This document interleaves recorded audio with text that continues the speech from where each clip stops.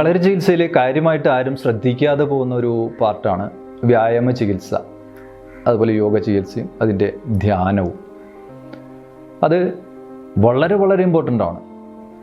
ഒരു വ്യക്തി കുറച്ചു കാലം അടുപ്പിച്ച് ഒരു രോഗിയായിട്ടിരുന്നാൽ അല്ലെ ശരീരത്തിന് മാത്രമല്ല മനസ്സിനും കൂടെ രോഗം ബാധിച്ചിട്ടുണ്ടാവും.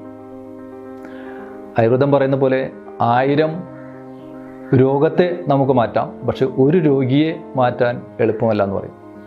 എന്ന് പറഞ്ഞ ഒരാൾ ഞാൻ രോഗിയാണ് എന്ന് തീരുമാനിച്ചാൽ പിന്നെ അദ്ദേഹത്തെ മാറ്റിയെടുക്കുക വളരെ പ്രയാസം. അത് സ്ഥിരമായിട്ടുള്ള ഒരു അസുഖം ബാധിച്ച് അത് കുറേ കാലം കഴിയുമ്പോൾ ആ വ്യക്തി അതുമായിട്ട് അങ്ങനെ അഡ്ജസ്റ്റ് ചെയ്ത് ജീവിക്കുമ്പോൾ ഉണ്ടാകുന്ന ഒരു പ്രതിഭാസമാണത്.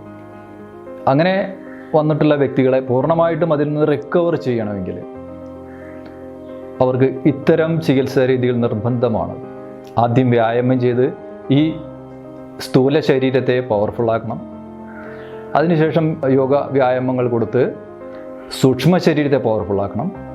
അതിനുശേഷം നമ്മുടെ നല്ല മെഡിറ്റേഷനും കൂടെ കൊടുത്താൽ മാത്രമാണ് ഇത്തരം ഞാൻ രോഗിയാണ് എന്നുള്ള ബോധത്തിൽ നിന്നും അദ്ദേഹം റിക്കവർ ചെയ്തു വരുള്ളൂ.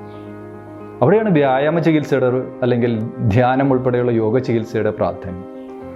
ആ ഭാഗം കൃത്യമായിട്ട് നമ്മൾ ശ്രദ്ധിച്ച് അതിന് വേണ്ടത്ര പ്രാധാന്യം കൊടുത്തുകൊണ്ട് അതിനുവേണ്ടി സമയം കണ്ടെത്തി ചെയ്താൽ ആ വ്യക്തിയെ എന്നേക്കുമായിട്ട് നമുക്ക് പൂർണ്ണ ആരോഗ്യവാനായിട്ട് മാറ്റിയെടുക്കാൻ സാധിക്കും.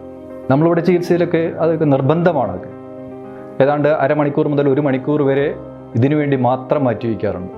അത്തരത്തിൽ വ്യായാമ ചികിത്സയ്ക്കും യോഗ ചികിത്സയ്ക്കും ധ്യാനത്തിനുമൊക്കെ അതിൻ്റെതായ സമയം കണ്ടെത്തി കൃത്യമായിട്ട് പഠിച്ച് അവർക്ക് കൃത്യമായിട്ട് ആവശ്യമുള്ളത് മനസ്സിലാക്കി കൊടുക്കാൻ ഒരു ചികിത്സകന് സാധിക്കണം.